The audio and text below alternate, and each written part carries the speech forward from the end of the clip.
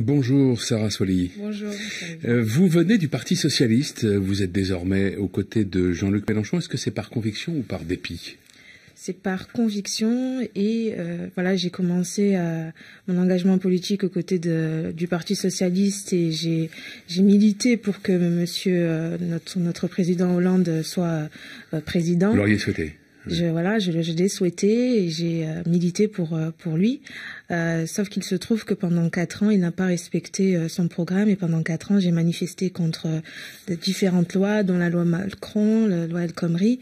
Et par cohérence, j'ai choisi le candidat de la gauche qui est pour moi aujourd'hui Jean-Luc Mélenchon. Mais vous auriez quand même voulu qu'il soit candidat, François Hollande ? Je m'étais pas posé la question. Oui. Vous étiez proche, ou vous êtes peut-être encore d'ailleurs proche de Marie-Noëlle Lienemann, sénatrice de Paris, qui à un moment avait envisagé, elle a même été la première d'ailleurs à se déclarer candidate, avait envisagé de se présenter à la primaire de la Belle Alliance populaire. Vous l'auriez suivie si elle avait été candidate ? Si j'avais, oui, bien sûr, je l'aurais suivi parce que pendant 4 ans, j'ai manifesté aussi à ses côtés. Malheureusement, parfois, je trouvais que qu'on n'allait pas assez loin. Mais si j'avais senti une réelle envie d'y aller, j'aurais été bien évidemment à ses côtés. Et je pense qu'elle, malgré ce qu'elle dit, elle est proche des idées de Jean-Luc Mélenchon parce que voilà, c'est les nôtres. Et Benoît Hamon, il répondait pas à vos attentes ? Non, Pas assez de gauche, comment peut-on le dire ? J'ai trouvé un peu parfois hypocrite. Il se disait de cette tranche du PS qui était contre le gouvernement, mais je l'ai trouvé un peu tiède parfois. Et voilà, c'est pour ça que je ne l'ai pas soutenu dès le départ. Donc les socialistes finalement vous ont déçus, y compris les frondeurs. Vous ne les avez pas trouvés assez courageux, c'est ça ? Exactement. Je pense qu'il faut avoir du courage en politique. Je pense que quand on est élu, c'est pour le peuple et pas pour soi. Donc il faut rester droit dans ses bottes et suivre sa ligne politique pour laquelle on a été élu. Et je trouve qu'ils n'ont pas été assez courageux pour moi. Alors vous avez, Sarah Soilly, un curriculum vitae impressionnant. Merci. À 24 ans, vous êtes titulaire d'un master en sciences pénales. Vous poursuivez une thèse de doctorat en droit sur la lutte contre la cybercontrefaçon des œuvres de l'esprit. Vous enseignez le droit à la fac d'Aix-Marseille.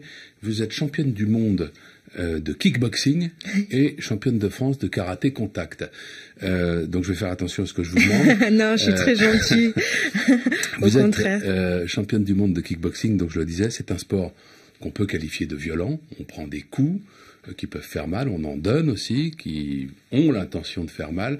Le rapprochement est facile, mais enfin, ça prépare au combat politique. C'est vrai on peut faire un certain parallélisme entre les sports de combat et la politique dans le sens que vous venez de le donner. On donne des coups, on en reçoit, mais surtout, dans les sports de combat comme en politique, jamais rien n'est joué d'avance. Il faut se battre jusqu'à la dernière seconde. Et je pense qu'aujourd'hui, on est dans la même configuration. Il faut rien lâcher et il faut aller se battre jusqu'au 23 avril prochain. Et on ne sous-estime jamais l'adversaire. Exactement. Jamais sous-estime. Ah, une très grosse erreur. C'est ce côté justement très combatif, très pugnace de Jean-Luc Mélenchon qui, entre autres choses, peut-être, vous a séduit ? Exactement. Je trouve que c'est un combattant politique. Je lui ai appris un peu à mettre une garde de boxe. Je l'ai amené dans une salle de MMA, ouais. Curaçao, où il a vu une section féminine de kickboxing et de pancrace. Il a été très impressionné par ces femmes issues des quartiers populaires et qui se battent au quotidien en fait pour leurs enfants, pour leurs droits, pour leur quartier.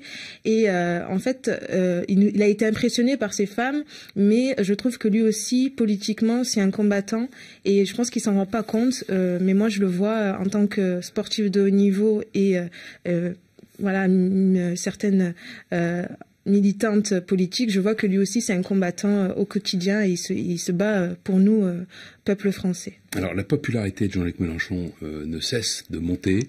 Il est à 68% d'opinion favorable, plus 22 points en un mois. C'est un bond absolument spectaculaire. D'après un sondage IFOP fiducial pour Paris Match, il est à la première place, désormais assez loin devant même Alain Juppé, qui est à 60%. Qu'est-ce qui plaît selon vous ? C'est l'homme, c'est ce tribun ou ses idées avant tout ? Je pense que c'est ces idées avant tout. On peut bien parler tout en ayant des idées totalement nauséabondes. Je pense que Marine Le Pen parle très bien. C'est pas le problème. Je pense qu'on a un programme qui est mis en avant depuis un an. On l'a chiffré. On peut le retrouver sur Internet. On peut le télécharger. Il y a des livrets thématiques qui vont encore plus dans les détails du programme. On a une chaîne YouTube où on explique encore à nouveau notre programme. Je pense qu'il est clair, transparent par rapport aux autres candidats où parfois on ne sait pas ce qu'ils vont nous faire pour la suite de notre avenir en France. La perspective que la France sorte de l'Union européenne, parce que c'est un scénario qu'évoque très clairement Jean-Luc Mélenchon s'il n'obtient pas les changements dans le fonctionnement qu'il demande, cette perspective-là, vous, qui êtes une jeune femme, généralement les jeunes sont assez pro-européens, ça ne vous inquiète pas ? Bien sûr, moi je suis, comme vous l'avez dit, je suis pour l'Europe. Je pense que c'est l'Union européenne telle qu'elle est qui est contre l'Europe. Donc en fait, on veut mettre en place un plan A et un plan B. Notre plan A, c'est de mettre sur la table de manière très transparente un projet pour la suite de notre avenir dans l'Union européenne. Et si malheureusement, soit l'Europe n'accepte pas nos conditions, soit elle les accepte qu'à moitié, revenir devant le peuple, proposer ce qu'on aura pu réussir à négocier, et ce sera le peuple qui décidera si oui ou non on met en place notre plan B. Ce n'est pas Jean-Luc Mélenchon ou son gouvernement qui décidera de la sortie de l'Union européenne, c'est le peuple et seulement le peuple. Mais vous savez ce que dit Benoît Hamon à ce sujet, c'est qu'il place tellement haut les revendications dans les transformations de l'Europe qu'il n'a aucune chance de les obtenir. Hier matin, ici même, Benoît Hamon disait l'Europe ne sera jamais à 100% sur les positions françaises. Donc au fond, est-ce que Jean-Luc Mélenchon ne sait pas d'avance qu'il sera condamné à proposer la sortie de l'Union européenne? Non, je pense qu'on n'est pas condamné à l'échec, comme certains rappeurs disaient. Je pense qu'il faut aller avec un bon état d'esprit, en combattant, combatif. Voilà, Monsieur Hamon n'a pas le même esprit. Il part déjà défaitiste comme Monsieur Hollande, qui nous avait promis des renégociations. Il est arrivé devant Merkel, il l'a signé tout de suite sans rien renégocier. Nous venons avec un projet et un plan B, contrairement malheureusement à la Grèce qui malheureusement n'avait pas de plan B et qui s'est retrouvée avec un revolver sur la tête. Y a-t-il une différence, d'après vous, entre la sortie de l'Union européenne par Jean-Luc Mélenchon et par Marine Le Pen? Bien sûr, la nôtre est beaucoup plus intelligente.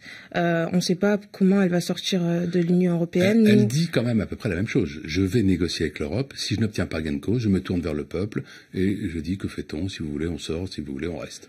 En fait, un coup elle dit ça, un coup elle dit tout le contraire, et tout d'un coup elle dit non, on va sortir de l'Europe, on va directement sortir de l'Europe avec un référendum. Donc nous non, on avance d'abord un plan A avec une proposition, par exemple pour la Banque centrale européenne qui ne peut pas aujourd'hui prêter directement aux États. On a plusieurs propositions à mettre sur la table et ensuite on proposera un référendum au peuple et c'est comme je vous l'ai dit, le peuple qui décidera. Mais notre sortie de l'Europe est beaucoup plus intelligente et surtout on n'est pas contre l'Europe et on ne souhaite pas sortir de l'Europe. Nous souhaitons vraiment que notre plan A réussisse. Dans quel état d'esprit est-on aujourd'hui chez Jean-Luc Mélenchon? Le deuxième tour, la qualification, elle paraît possible ou maintenant probable? Elle a toujours été possible dans notre tête. Ouais. Est-ce que désormais elle paraît probable? Elle a toujours été probable dans notre tête. Merci Sarah Soli. Merci à vous de m'avoir accueilli.